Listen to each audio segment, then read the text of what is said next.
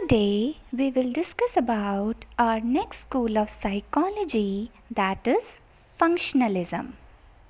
तो ये हमारा second school of psychology consider हुआ आफ्टर द स्ट्रक्चरलिज्म.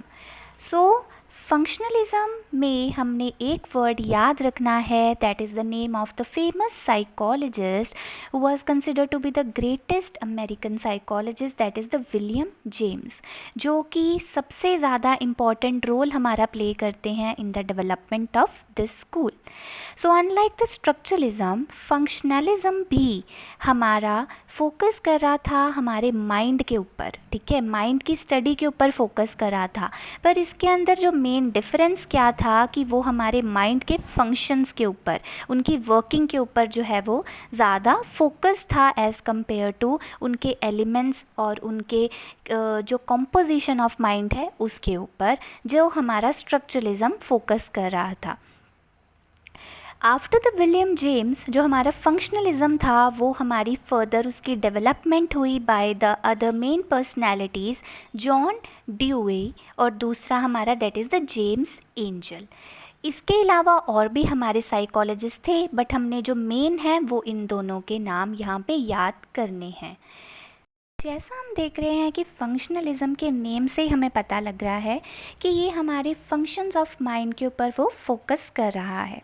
ये देखते हैं कि हमारा माइंड क्या क्या फंक्शंस ऐसे करता है, कौन कौन से रोल्स वो परफॉर्म करता है और किस तरह से वो कर रहा है. तो मेन हॉलमार्क जो यहाँ पे उन्होंने कंसिडर किया that is the thinking for doing, मतलब कि जो हमारा माइंड है उन्होंने as a functional as well as adaptive tool की तरह जो है उसको दिया. सो अंडर दिस केस जैसे हमारे मेंटल प्रोसेसेस और द साइकोलॉजिकल प्रोसेसेस जैसे कि sensing, thinking, imaging generally play a very important role or considered to be the subject matter of the science of the psychology or the school of psychology. Now under this जितने भी हमारे psychological और mental processes हैं जो मदद कर रहे थे हमारे माइंड को स्टडी करने में, these all are adaptive in nature. क्यों? क्योंकि वो ह्यूमन बींग्स को सर्वाइवल में plus adaptation in their surrounding environments में हेल्प कर रहे थे.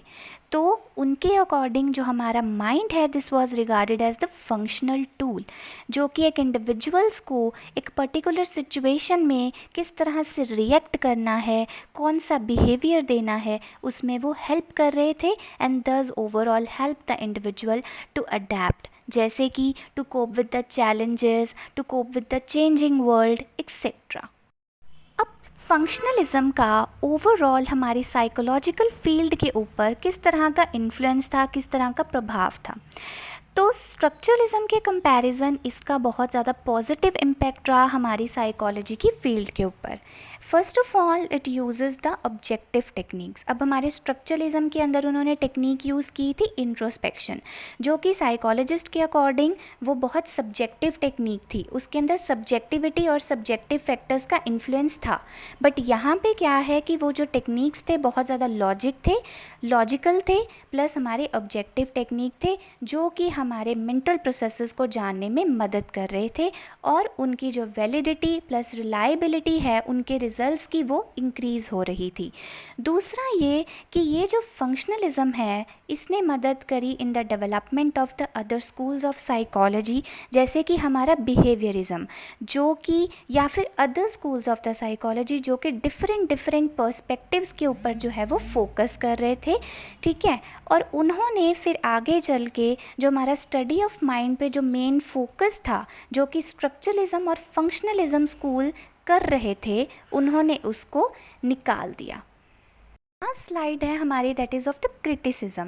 कुछ ऐसी लिमिटेशंस थी इस स्कूल के अंदर जो कि हम डिस्कस करेंगे.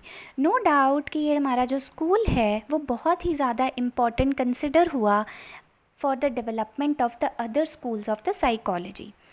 पर फिर भी कुछ ऐसे हमारे फैक्टर्स हैं जिसके लिए ये क्रिटिसाइज़ किया गया. First of all that is the वेग थ्योरेटिकल कंस्ट्रक्ट्स, जो इसके अंदर कंसेप्ट्स दिए गए, जैसे कि फॉर एग्ज़ाम्पल अडेप्टेशन, पर्पस, जो ऐसी टर्म्स यूज़ करी गई वो इतनी ज़्यादा साइंटिफिक और लॉजिकल नहीं मानी गई एंड दस overall these terms lacks the empirical support. दूसरा, that is the over emphasis on the behaviour of the individual. उन्होंने सबसे ज़्यादा बिहेवियर के ऊपर फोकस किया। और दूसरा, हमारे कुछ ऐसे मेंटल प्रोसेसेस हैं जैसे कि हमारे इमोशंस हो गए, थॉट्स हो गया, मोटिवेशंस हो गया, उनको उन्होंने कंसिडर नहीं करा, जिनका कहीं ना कहीं हमारे बिहेवियर के ऊपर भी इम्पैक्ट है, उसको उन्होंने कंसिडर यहाँ नहीं किया। दूसरा, third is the naturalistic setting. Naturalistic setting मतलब कि जितनी भी हमारे इस स्कूल के ऊपर जो हमारी रिसर्चेस की गई वो हमारी नेचुरल सेटिंग्स के अंदर करा गया, जहाँ पे इतना कंट्रोल्ड सेटिंग्स जो है नहीं डाली गई, जिस वजह से जो हमारा रिजल्ट्स या कंक्लूजन्स निकल कर आए वो इतने ज़्यादा रिलायबल या वैलिड नहीं थे। This is all about the functionalism.